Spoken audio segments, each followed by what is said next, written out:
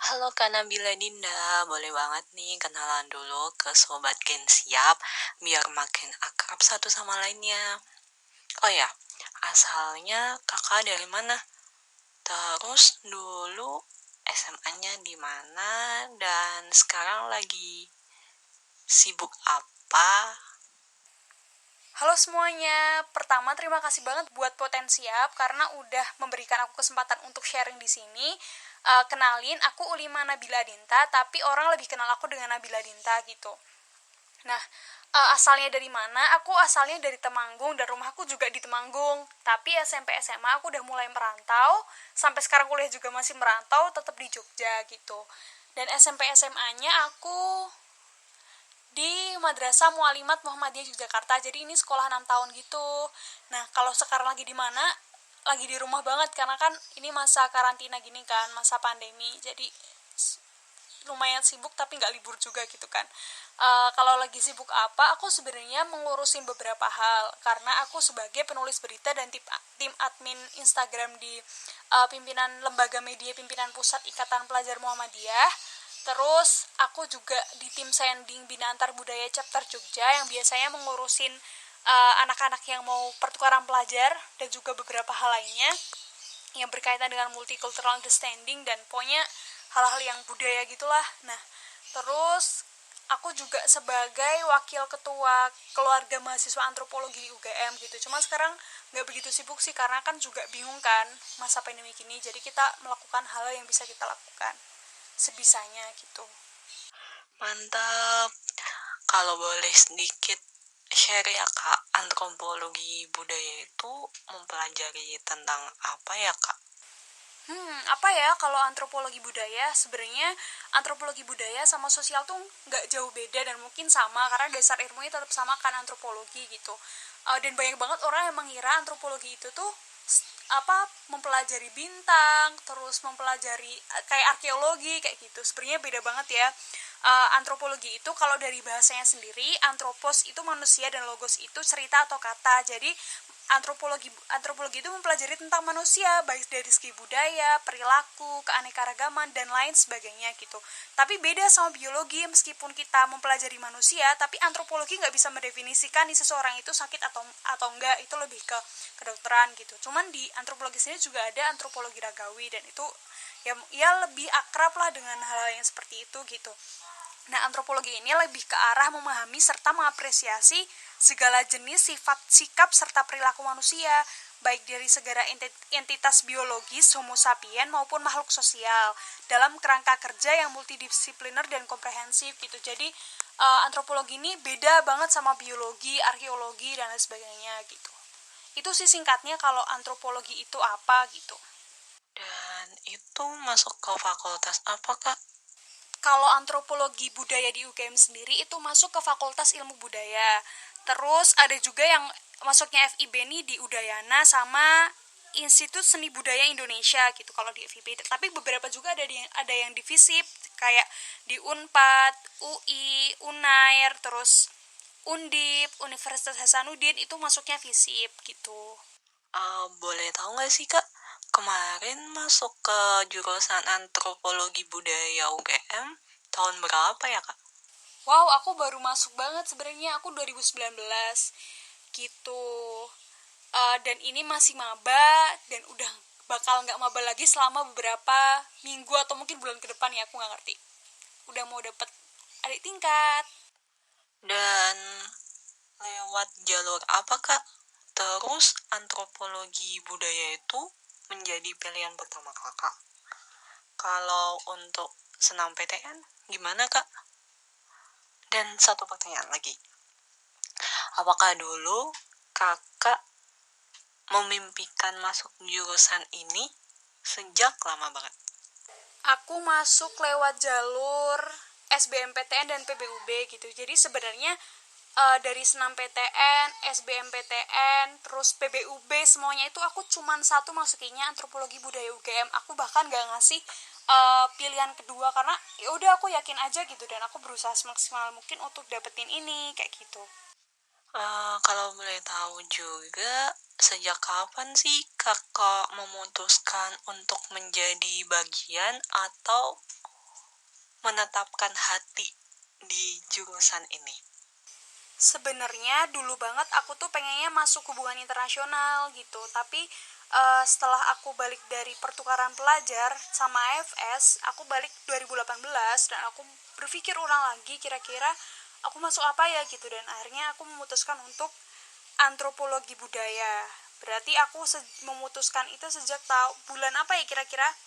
Bulan Juli Agustus, pokoknya awal semester gitu, semester 1 di kelas 12 aku udah fix, pokoknya aku cuman pengen antropologi budaya gitu.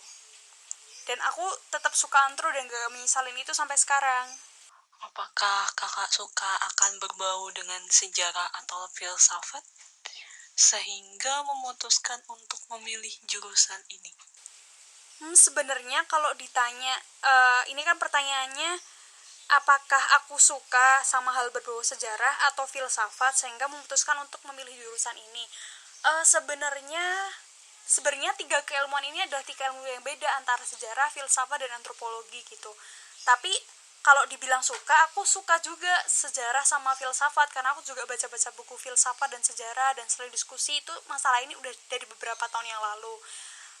Dan hubungannya apa? Antropologi itu sebenarnya kalau gini deh, kalau di keilmuan sosial, ilmu sosial nih, ilmu paling dasar tuh kan ilmu filsafat. Baru layarnya kan layar pertama nih ilmu filsafat, terus ilmu psikologi yang mempelajari jiwa, terus baru antropologi yang mempelajari manusia, study human gitu kan, terus baru sosiologi yang lebih makro lagi, masyarakat kayak gitu. Dan sebenarnya kan ini antropologi budaya, kalau kaitannya sama sejarah dan antropologi itu saling melengkapi, cuman bedanya kalau sejarah ini lebih ke apa ya, lebih kronologis, terus mempelajari budaya tuh lewat benda-bendanya gitu. Dan sebenarnya ada banget bedanya arkeologi, sejarah, dan antropologi, cuman berhubungan iya, cuman kalau beda tuh pasti gitu, karena setiap ilmu ini masih punya punya metodenya sendiri-sendiri kayak gitu. Itu sih, jadi beda ya filsafat, sejarah, dan antropologi gitu kalau kalian pengen masuk jurusan-jurusan tersebut. Berarti dulu kakak juga diterima di UGM melalui jalur PBUB olahraga dong kak. Terus itu cabang apa kak kalau boleh tahu? Dan juga PBUB itu apa sih kak? Terus kalau mau daftar di PBUB UGM, apa aja sih persyaratannya? Oh ya, tadi aku sempat cerita ya kalau aku juga keterima di PBUB gitu. Uh, jadi sebenarnya aku di sela-sela aku menunggu pengumuman SBMPTN, aku mendaftar PBUB olahraga gitu. PBUB olahraga ini penerimaan bibit unggul berprestasi jalur olahraga gitu. Nah, UGM ini, jadi UGM tuh selalu membuka peluang lewat jalur ini kan. Nah, waktu itu kalau nggak salah ya, aku kan udah tes SBMPTN yang kedua, tapi belum keluar hasilnya. Jadi aku daftar PBUB itu pakai nilai SBMPTN yang pertama. Tapi sebenarnya ini cuma tambahan aja, karena di PBUB ini kan intinya kan karena prestasi kita gitu kan. Nah, akhirnya aku mencantumkan satu prestasi, yaitu karate. Aku kebetulan banget waktu aku pertukaran pelajar itu aku sempat ikut kursus karate gitu 2 kali seminggu. Nah, kebetulan di bulan April atau Maret ya, April kalau nggak salah, April 2018 aku ikut dan berhasil menang ya. Aku menang kata Juniors Orange Kata itu, jadi international cup gitu kan di Italia waktu itu, dan diikutin beberapa negara Eropa dan Asia gitu. Nah, aku juga gak ngerti sih kok aku juga bisa lulus, dan aku sebenarnya nyoba-nyoba banget karena aku daftar PBUB itu aku bener-bener di hari terakhir aku baru daftar, dan itu kayak sekolahku udah tutup, jadi aku kayak harus struggle, aduh gimana ya ngontak guruku buat biar bisa ngasih surat kayak gitu. Dan di jalur prestasi ini aku kan ngiranya ya udah aku kirim berkas gitu kan lewat webnya UGM, mendaftar, membayar pendaftaran dan lain sebagainya. Ternyata itu tuh ada ada seleksi seleksi fisiknya gitu. Dan aku kaget banget karena kan aku intinya kayak aku kan berangkat AFS itu kan 2018 pulang, dan daftar kuliah kan 2019, dan aku udah setahun gitu nggak belajar karate gitu. Akhirnya aku bener-bener belajar, dan aku tuh kayak minder banget soalnya aku sendiri itu masih sabuk kuning masih sabuk kuning udah ke oranye gitu loh. Jadi setelah aku lulus sabuk kuning, aku belum lanjut lagi untuk sabuk oranye di Indonesia kayak gitu. Dan itu kan nyoba-nyoba gitu kan. Terus akhirnya aku belajar jogging gitu-gitu kan, latihan fisik, dan itu sebenarnya nggak keras-keras banget gitu. Dan aku kira kan di BPUB yang lain itu yang kan ada yang pencak silat, terus basket, pokoknya banyak banget macam-macamnya di olahraga maupun seni, ada juga yang seni. Karena aku olahraga jadi harus tes fisik karate juga gitu. Nah, aku kira waktu itu tuh tes fisiknya sesuai apa yang kita masukin, karena kan kita juga harus kirim portofolio dan kirim video kita main karate gitu kan. Nah, aku kira tuh sesuai dengan apa yang udah pernah kita lakuin, karena aku kan nggak pernah yang tanding fisik ya di karate. Akhirnya udah pokoknya aku bilang ke diriku sendiri, pokoknya aku pengecut banget nih kalau misalnya nggak ikutan seleksi fisik, dan ini dikit banget dan nggak semua orang tuh punya kesempatan ini gitu. Akhirnya aku ikut, dan ada 6 orang yang masuk di karate untuk masuk UGM ini. Terus ya udah aku lost pokoknya, coba sebisa mungkin. Dan ketika ditanya sumpah karate, aku nggak ngerti karena aku kan belajarnya di Italia, dan aku sebenarnya agak canggung gitu loh, kayak aku bilang belajar di Italia gitu. Dan yang lainnya itu tuh bener-bener udah sabuk coklat, sabuk hitam kalau nggak salah, pokoknya udah coklat lah minimal, dan aku doang yang kuning, sabuknya kuning. Aku kayak ya ampun, malu banget. Dan aku juga nggak punya baju karate ya di Indonesia, karena emang niatnya waktu di Italia sebenarnya ngisi luang, dan kebetulan ikut lomba dan itu menang kayak gitu. Dan aku di PPUB kayak aku bilang di awal, aku masuk, intinya aku masuknya tetap antropologi budaya, pokoknya the only one antropologi budaya. Bolehkah kakak ceritain sedikit banyak tentang perjalanan kakak dari lulus SMA hingga diterima di antropologi budaya UGM? Apakah dulu juga menggunakan skor UTBK pada saat SBMPTN? Kalau boleh tahu nih ya kak, berapa sih skor UTBK SBM yang kakak peroleh saat itu? Untuk belajar soal dan review materi tes SBM, kira-kira berapa lama kak? Terus, apakah kakak juga ikut bimbel selain belajar mandiri di rumah? Seberapa intens sih kakak belajar setiap harinya? Oke, lanjut ya. Jadi apakah dulu aku menggunakan skor UTBK? Sebenarnya tetap pakai skor UTBK kan namanya SBMPTN kan.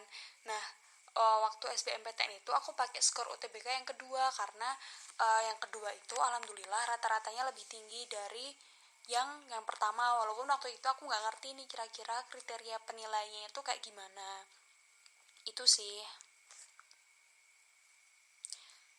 Terus kalau ditanya berapa skor, aku sebenarnya lupa sih, soalnya kan waktu itu aku lupa tepatnya berapa, tapi seingatku yang pertama itu aku dapat sekitar 600 kurang dikit gitu, dan aku rasa itu masih kayak nggak aman gitu untuk masuk antropologi budaya UGM. Nah, yang kedua itu kalau nggak salah 620 sampai 630 kalau aku bagi rata gitu kan. Dan kayak aku yakin mantep, oke lah, kayak yang aku ambil antropologi ini tuh nggak tinggi-tinggi banget, jadi aku kayak optimis dan alhamdulillah masuk gitu. Tapi bukan berarti tinggi atau nggak tingginya jurusan itu bukan berarti itu menandakan jelek atau enggak ya, itu kayak cuman jumlah minat aja. Kayak kalau tinggi passing grade-nya tinggi berarti yang minat banyak banget gitu, tapi bukan berarti suatu ilmu itu tuh jelek dilihat, nggak jelek sih, kayak tingkatannya dilihat dari jumlah minatnya, karena itu kayak tetap tergantung kita gitu. Gitu sih kalau dari aku. Oke, untuk belajar soal dan review sebenarnya selalu sih dalam waktu itu kan aku kayak untuk memastikan diriku tuh udah mantep antropologi itu kan udah di awal semester kan, kayak aku tadi bilang di semester ganjil atau semester 1 di kelas 12 gitu. Jadi mulai dari semester 1 tuh aku udah bener-bener nyiapin itu semua gitu, walaupun kayak pelan-pelan, belum terlalu ngegas gitu. Nah, di situ aku mulai cari mulai cari buku-bukunya, dan kebetulan kan aku teman-temanku udah pada lulus duluan nih yang seangkatan, dan aku tinggal sama adik kelas kan di asrama gitu. Nah dari situ teman-temanku pada ngasih buku-buku, dan ada juga yang nyisain bukunya. Itu aku bersyukur banget, walaupun kan akhirnya tahun 2019 itu adalah tahun pertama pergantian sistem kan, kayak bentuk soal dan lain sebagainya, dan jadinya kan lewat komputer kan. Nah terus uh, aku juga alhamdulillahnya aku kan gak ikut les. Nah terus aku juga waktu itu guruku kan ada yang kayak dia jadi penulis gitu loh, penulis soal-soal gitu di salah satu penerbit, dan dia ngejanjiin kalau misalnya ada yang ulangannya tercepat dan tertinggi itu dia bakal kasih buku gitu. Terus kayak alhamdulillahnya waktu itu aku dapet kan, terus kayak aku bersyukur banget, jadi kayak aku bener-bener gak beli gitu, gak beli buku gitu. Itu sih kalau reviewnya. Aku menjadwalkan diriku sendiri karena aku kan gak ikut bimbel di luar, jadi harus pinter-pinter mengatur waktu kan. Dan dari sekolah tuh sebenarnya udah ada bimbel gitu, karena kita kan sekolah asrama, jadi udah full di asrama gitu loh, sampai sore itu kayak udah capek gitu loh kalau mau bimbel di luar. Jadi aku tuh pagi habis subuh itu aku kadang kan pengen tidur, tapi kayak sebelum tidur aku ngerjain soal dulu gitu, kayak dikit aja nggak usah banyak-banyak. Terus nanti sore gitu menjelang maghrib gitu aku kalau selo, tapi ini nggak mesti aku kerjain, tapi kalau selo aku ngerjain sambil ngobrol gitu biasanya. Terus malam sebelum tidur selain belajar untuk harian biasa, aku ngerjain soal juga gitu. Jadi tiap mapel itu ada, dan suka baca-baca ringkas-ringkas gitu, dan aku selalu lingkarin mana yang belum aku pahamin kayak gitu, dan untuk ditanyakan ke guru bimbel atau guru sekolah biasa kayak gitu sih. Oke, kalau bimbel selain belajar mandiri, kayak aku bilang tadi, enggak ya, dan aku nggak belajar di rumah ya, karena aku kan merantau, jadi aku belajarnya di asrama. Dan kalau misalnya ada waktu kosong, aku biasanya ke perpustakaan kota, karena kayak itu emang ambience-nya buat belajar gitu. Dan aku sebenarnya enak banget kan sebenarnya kalau misalnya mau keluar ke kafe gitu, tapi kan kayak mikir ya orang bimbel aja nggak ada. Terus kayak kafe aku mikir-mikir sih, kalaupun ke kafe tuh yang murah, terus kayak yang sebulan sekali kayak gitu, sebulan sekali atau 2 kali lah pokoknya, kayak hemat-hemat untuk belajar tuh kayak harus pinter-pinter ngatur itu sih kalau dari aku. Terus seberapa intens ya, intens lumayan, walaupun kayak aku nggak yang terlalu push myself too hard gitu waktu awal-awal. Jadi kayak aku bener-bener pelan-pelan, jadi aku nggak pengen yang kayak aku ngegas di belakang untuk belajar SBMPTN gitu. Aku kayak jenuh tuh pasti kayak ada gitu. Tapi makanya kayak harus pinter ngakalin kan gimana ini ke diri kita gitu. Lumayan intens, dan aku kayak setiap waktu luang libur aku biasanya belajar kemana gitu sama temanku gitu, gitu sih.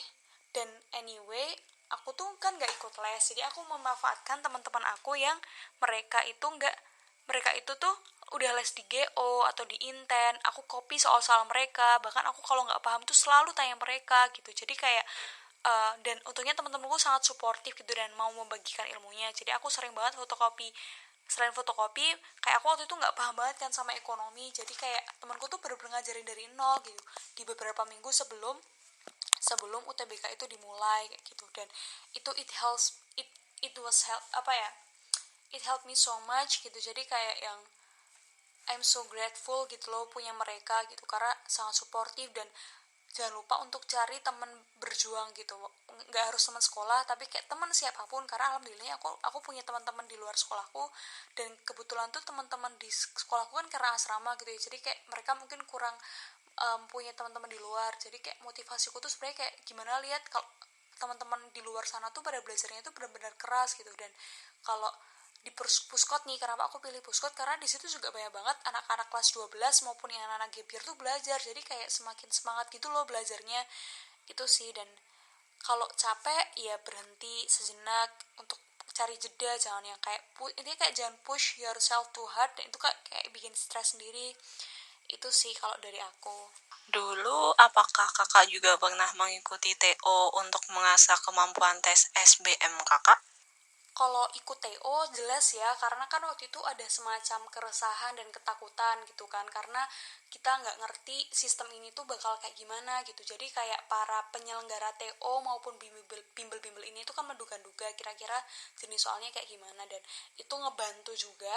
Dan anyway kayak menurutku bener sih kalau TO tuh lebih susah dari SBM, dari UTBK-nya itu sendiri gitu. Terus aku biasanya karena aku kan nggak ikut bimbel, jadi aku pinjem soal TO temanku yang bimbel gitu sama pembahasannya gitu. Kadang kayak aku juga belajar sama teman-teman aku kayak gitu. Terus um, untuk TO kan ada kan TO online yang kayak gratis ada, terus ada juga yang harus bayar yang kayak 1 orang bayar berapa, kalau 3 orang 4 orang bayar berapa gitu. Jadi kayak aku pinter-pinternya nyari sekelompok teman gitu yang biar bayarnya bisa murah gitu. Dan biasanya aku kalau ikut TO tuh biasanya aku karena aku kan punya laptop, tapi mungkin internet kan nggak apa ya, nggak stabil, dan nggak karena aku juga kan HP kan juga kayak jarang buka gitu kan, karena asramaku nggak ngebolehin, sekolahku nggak ngebolehin.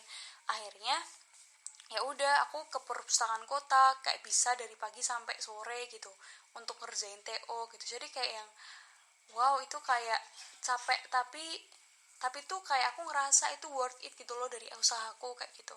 Emang harus meluangkan waktu, kayak misalnya kalau misalnya kita capek tuh jangan terlalu apa ya, mengeluh terus gitu. Karena sebenarnya kalau kita capek mengeluh boleh, tapi kayak kasih jeda sedikit untuk akhirnya kayak kita cari sesuatu yang bisa nge-push kita lagi gitu ya. Caranya itu dengan cari teman berjuang yang kita bisa saling isi semangat kayak gitu sih. Dan kebetulan sekolahku juga pernah waktu awal-awal tuh ngadain, waktu awal semester 2 kalau nggak salah, itu ngadain TO dari masuk kampus apa ya. Nah itu kayak gratis. Terus yaudah aku mulai belajar dari situ. Dan uh, ada senang sedihnya karena waktu awal-awal kan pastinya kayak kok segini ya nilainya gitu. Tapi nggak apa-apa, itu kayak proses belajar gitu. Jangan menghakimi diri kita tuh langsung nggak bisa, karena kita harus menghargai proses dan belajar dari apa ya, ketidakmampuan kita untuk menjadi mampu. Pernah nggak sih kak sewaktu mengikuti TO nilai kakak tidak memenuhi untuk masuk di pilihan kakak? Pernah nggak waktu TO tapi ternyata nggak memenuhi gitu ya? Pernah kayaknya. Jadi waktu itu aku ikut TO online, terus kan di situ kan juga bisa kelihatan pesaing-pesaing di orang-orang yang teman-teman yang ikut TO juga, dan mereka juga mengambil jurusan yang sama gitu. Dan aku tuh kayak bener-bener kekeh mantep cuma antropologi budaya gitu. Jadi waktu itu aku pernah yang kayak mepet banget dan masih ada di range bawah lah kalau untuk masuk antro gitu, belum masuk daftar.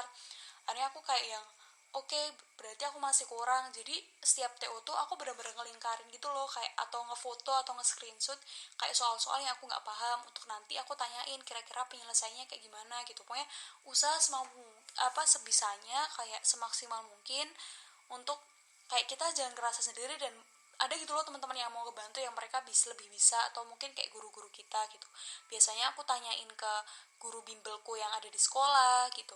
Jadi kayak ketika kita tahu kalau misalnya ternyata kurang maksimal atau mungkin belum mencapai target, ya udah kayak find your way gitu loh untuk to answer your question gitu loh. Kayak pokoknya there is always a way gitu loh, kayak buat kita untuk meraih sesuatu gitu, meraih mimpi kita gitu, dengan cara jangan merasa sendiri dan kayak ya udah keep going gitu. Itu sih, jadi harus terus optimis, berusaha. Kalau pernah, gimana kakak untuk meningkatkan motivasi dalam mencapai kekurangan tersebut? Dan juga boleh nggak sih diceritain tentang gimana perjuangan kakak untuk bisa sampai atau mencapai jurusan impian kakak selain dengan belajar giat?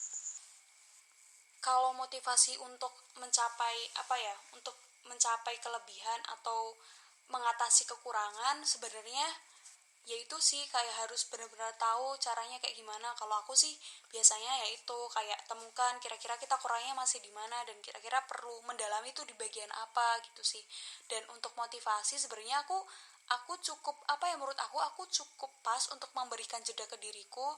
Jadi aku ngerti gitu kayak kapan aku harus istirahat atau cari refreshing dulu. Aku sering banget kok dulu kayak yang aku bosen banget, apalagi aku di asrama kan, jadi kayak ambience-nya tuh yang kayak kayak gimana ya, kadang pengen pergi gitu, pengen cari udara segar. Akhirnya aku ya udah cari udara segar kalau selagi ada waktu gitu. Gitu sih, jadi kayak harus learn your position, terus find your way to answer your question gitu. And cari orang-orang yang kira-kira bisa nge-support kita. Itu sih, dan alhamdulillahnya aku punya partner, teman-teman belajar yang sangat gigih gitu. Oke, terus gimana perjuangan ketika mencapai jurusan impian selain belajar dengan giat? Aku tuh sebenarnya berjuangnya gimana ya, aku cukup berjuang dalam dua hal sih ketika kelas 12, karena kan aku juga pertukaran pelajar, jadi aku harus adjustment dulu nih ke diriku dan kehidupanku di Indonesia lagi, karena aku kan juga kayak di kelas 12 ini aku sama adik kelasku yang itu aku harus berusaha memposisikan mereka sebagai temanku, dan itu tuh hal yang gak mudah gitu. Kayak kita harus benar-benar tahu posisi kita di saat teman-teman kelas 12 ku tuh yang kayak gila ya nih orang keren, padahal kayak enggak gitu. Kita juga orang yang butuh ditemani dan orang yang butuh untuk selalu belajar kayak gitu. Waktu itu aku adjustment tuh kayak lumayan lama kan, karena kan aku kayak sedih juga ditinggal teman-teman lulus, dan harus kayak meyakinkan diriku kalau oke, nggak apa-apa, it's your way gitu. Walaupun kamu mundur sebentar, tapi harus selalu yakin kalau kita tuh bakal suatu hari nanti ditarik untuk dilempar lebih jauh gitu loh, kayak filosofinya ketapel gitu. Nah, waktu itu aku kan bingung ya, awalnya kan aku pengennya HI gitu kan, karena pengennya HI merantau di Jakarta gitu. Terus aku akhirnya mulai mikir nih, wah aku tinggal di Italia itu kan di tempat terpencil gitu kan, wah kayaknya aku nggak bisa nih kalau tinggal di kota besar gitu, itu bukan aku banget, aku nggak bisa melancarkan atau melakukan hobi-hobi kesenanganku yang itu tuh selalu dekat dengan alam. Akhirnya aku memutuskan untuk ya udah oke, di Jogja gitu. Dan waktu itu aku um, aku tanya sama teman-temanku gimana ya kira-kira meyakinkan diri gitu. Itu sih. Terus selain harus yakin ke diri sendiri, akhirnya kita tahu kalau apa yang harus kita lakukan gitu. Selain belajar dengan giat, aku juga mengimbangi dengan mendekatkan diri ke Tuhan gitu. Jadi kalau aku kan dengan agama masing-masing, tentunya dengan cara masing-masing. Kalau aku kan beragama Islam, jadi ya aku sholat gitu. Aku berusaha untuk mencurahkan segala keresahanku tuh berdoa gitu, karena itu tuh yang kayak menenangkan hati gitu. Dan aku selalu menyisakan waktu refleksi selain di waktu sholat, juga kayak sebelum tidur sambil nulis atau kayak gimana gitu. Dan aku juga berusaha untuk selalu sholat tahajud, karena di situ tuh kayak selain itu emang momen untuk ibadah, itu juga kayak momen untuk kayak kamu sunyi gitu kan. Teman-teman waktu itu kan di asrama, jadi nggak banyak kan yang bangun sholat tahajud gitu, terus kayak sholat duha gitu. Terus itu selalu berusaha aku lakuin gitu untuk menenangkan, menyeimbangkan diriku gitu.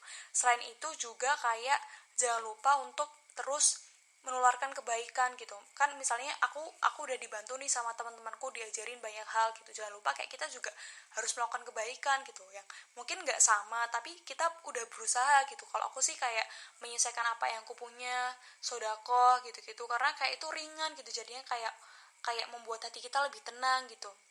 Selain dibentuk ini ya, karena aku kayak seseorang yang percaya kalau misalnya ya semua tuh harus berimbang gitu, nggak bisa kalau semuanya itu duniawi. Kita harus juga butuh mengisi ruang-ruang spiritual dalam diri kita ketika kita menjalani sesuatu di hidup kita gitu sih.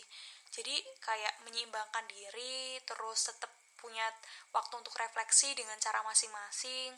Terus jangan lupa untuk terus mengeluarkan kebaikan, karena aku selalu percaya kalau kita menurunkan kebaikan, kita juga sebenarnya kayak apa yang kita punya tuh adalah apa yang kita beri gitu. Jadi aku selalu percaya rumus itu, jadi aku lakukan dan alhamdulillah aku tenang gitu ketika.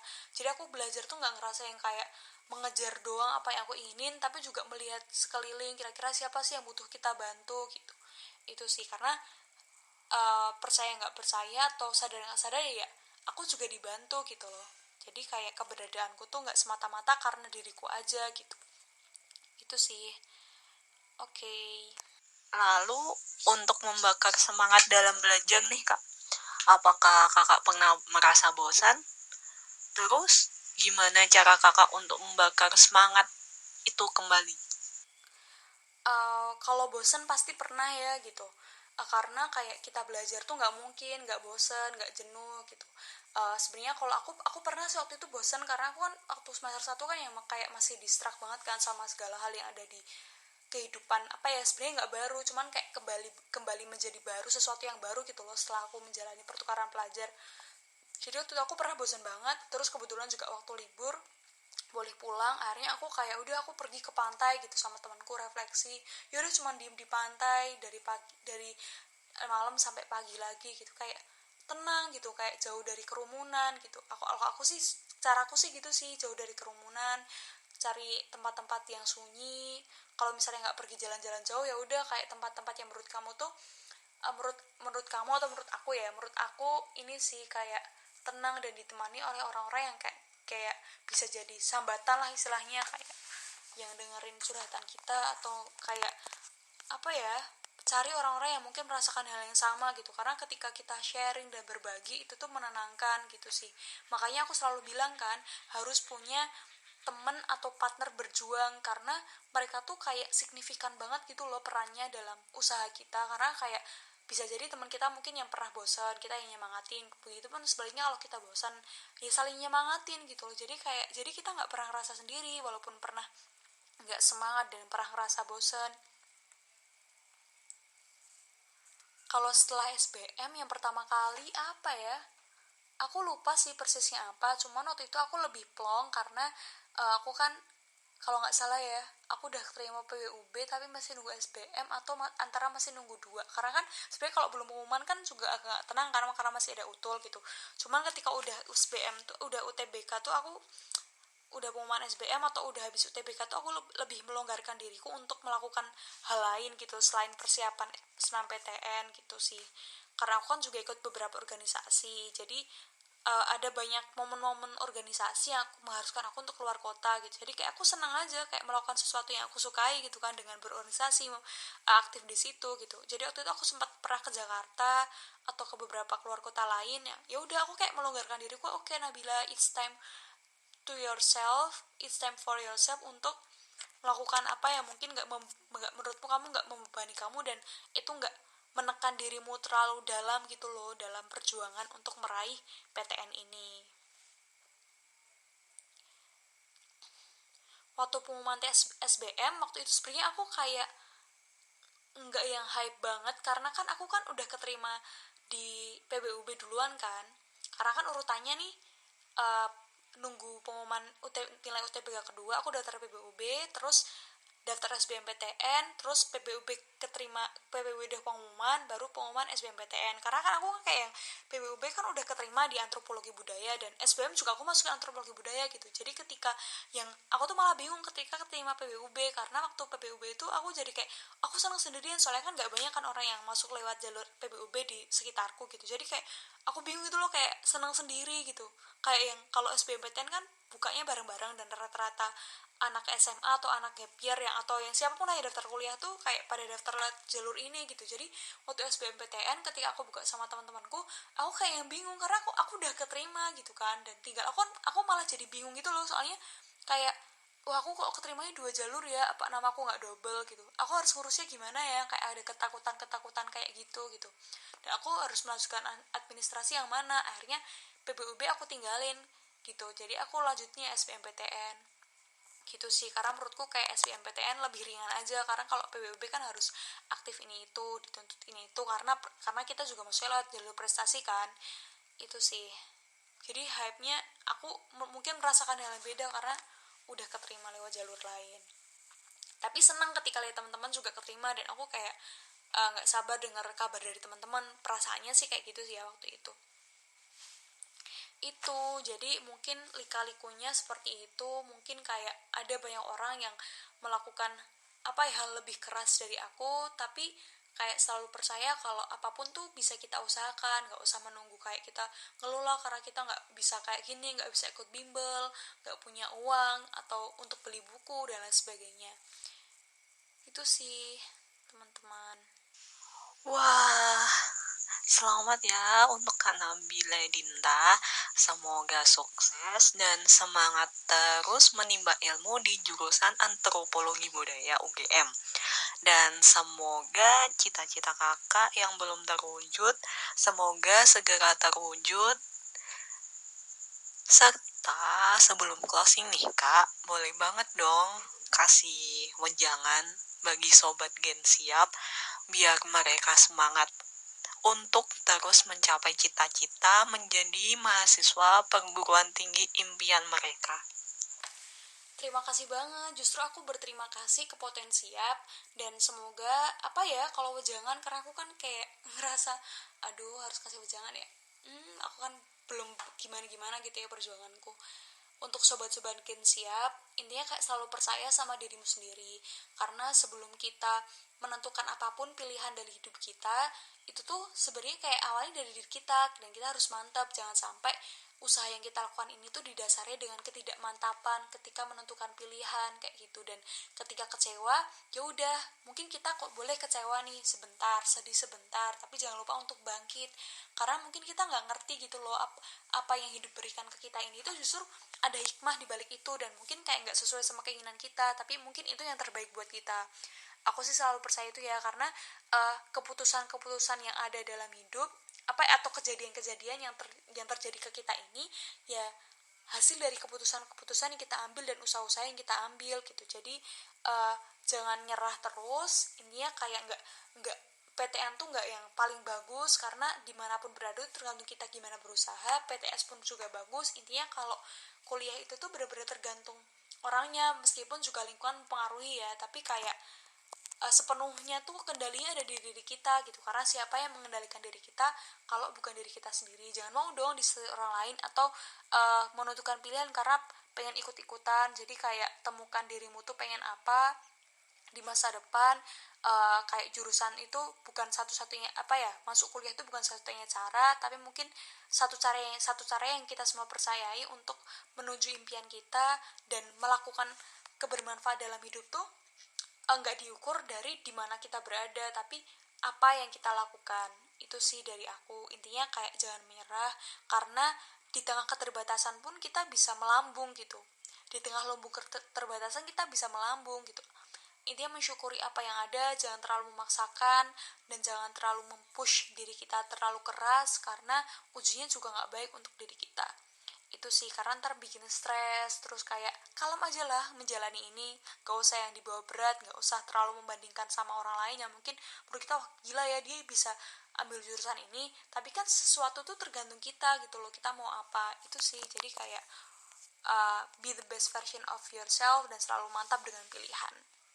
Oke, aku makasih banget. Semoga ini bisa bermanfaat untuk teman-teman, dan feel free kalau mau ada yang mau tanya tentang antropologi budaya atau yang mau tanya gimana kira-kira kiat-kiat gitu sih. Walaupun aku merasa aku belum seberapa lah perjuangannya daripada teman-teman di luar sana gitu. Terima kasih, tetap semangat. Terima kasih atas waktu yang diberikan.